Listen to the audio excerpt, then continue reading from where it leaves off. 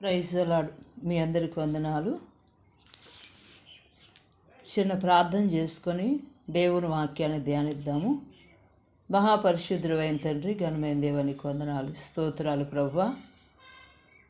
ఈ వాక్యం ద్వారా నాతో మాతో ప్రతి ఒక్కరితో మీరు మాట్లాడండి, వాళ్ళ జీవితాల్లో గొప్ప మేలు జరిగించమని యేసు నామములో ఈ మనవులను అడిగి పొంది ఉన్నాను మా ప్రియమైన పరలోక తండ్రి, ఆమేన్.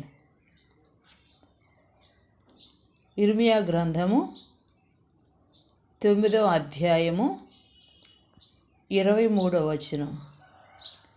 యెహోవా ఇలాగూ సెలవిచ్చుచున్నాడు, జ్ఞాని తన జ్ఞానమును బట్టి, శూరుడు తన శౌర్యమును బట్టి అతిశయింపకూడదు, ఐశ్వర్యవంతుడు తన ఐశ్వర్యమును బట్టి అతిశయింపకూడదు. అతిశయించువాడు దేనిని బట్టి అతిశయించవలనగా, భూమి మీద కృప చూపుచు నీతి న్యాయములు జరిగించుచున్న యెహోవాను నేనే అని గ్రహించి నన్ను పరిశీలనగా తెలుసుకొనబట్టియే అతిశయించవలను.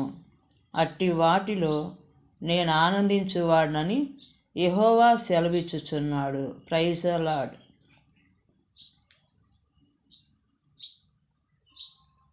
ఇక్కడ దేవుడు చెప్తున్న మాట ఏంటంటే,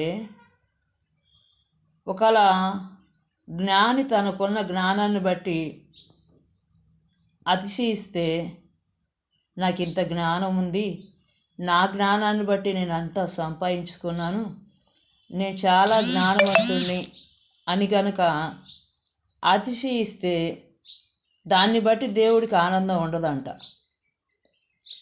అలాగనే శూరుడు కూడా తన శౌర్యాన్ని బట్టి, తనకున్న బలాన్ని బట్టి, నాకెంత శూరుడిగా నేనున్నానో, ఎంత బలము నాకుందో, ఎంత జయము నాకుందో అని చెప్పి దాన్ని బట్టి అతిశయించటం, అంటే దాన్ని బట్టి నాకు ఇంత స్థాయి నాకుందనుకోవటం, ఇవన్నిటినీ దేవుడు ఇలాంటి ఆలోచన చూసినప్పుడు, ఇలా అతిశయాలు చూసినప్పుడు దేవుడు ఆనందించడంట. ఐశ్వర్యవంతుడు తన ఐశ్వర్యమును బట్టి అతిశయింపకూడదు. అతిశయించువాడు దేనిని బట్టి అతిశయించవలనగా, భూమి మీద కృప చూపుచు నీతి న్యాయములు జరిగించుచున్న యెహోవాను నేనే అని గ్రహించి నన్ను పరిశీలనగా తెలుసుకొనబట్టి అతిశయించవలను.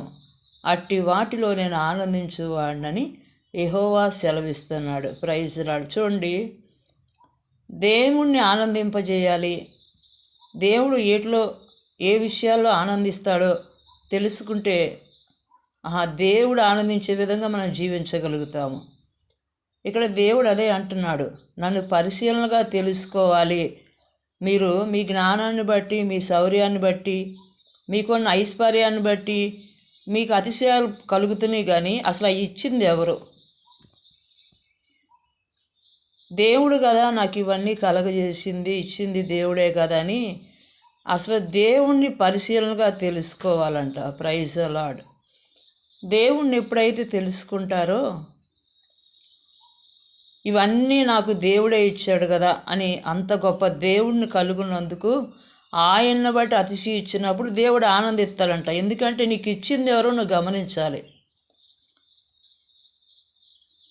ఏ స్థితి నుంచి దేవుడు ఇప్పుడు గొప్ప సేవలో వాడబడుతున్నా, లేదంటే పాటలు పాడే తలాంతున్నా, ప్రార్థన చేసే కృప దేవుడిచ్చినా, లేదంటే ధారాళంగా వాక్యం చక్కగా చెప్పగలిగి ఆరాధన కూడా చేయగలిగిన విధానం నీకు ఉన్నప్పుడు కూడా, లేదా నువ్వు బాగా ధనవంతులుగా దేవుడు ఉంచాడా, దాన్ని బట్టి అతిశయించొద్దు. అది ఇచ్చిన దేవుణ్ణి బట్టి అతిశయించినప్పుడు దేవుడు నీ యందు ఆనందిస్తాడంట. Praise the lord.